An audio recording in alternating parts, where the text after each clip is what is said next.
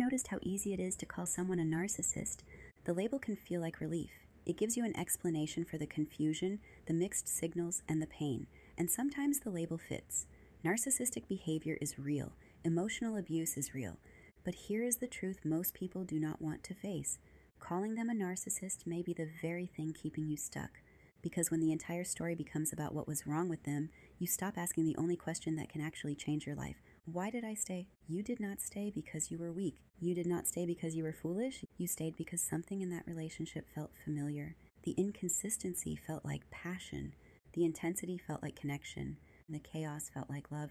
You were not only attached to the person, you were attached to the potential, to the version of them you met in the beginning, to the hope that if you loved them enough, they would become who you believed they could be.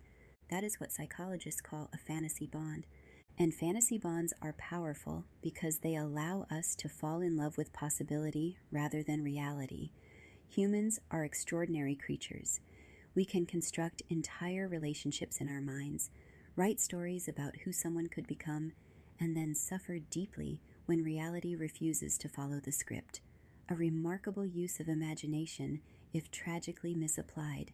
The hardest truth is this: the pattern is not only about what they did, it is also about what you tolerated. Where did you ignore your intuition? Where did you stay silent to avoid conflict? Where did you lower your standards just to keep the relationship alive?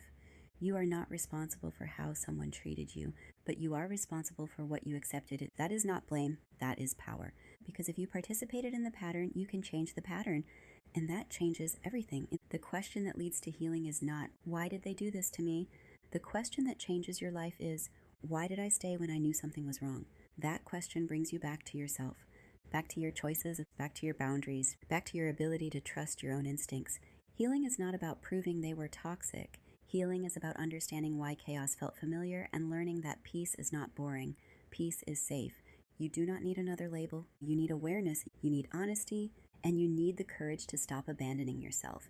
Because the moment you take responsibility for your patterns, you stop repeating the same relationship in different people. And that is where real healing begins.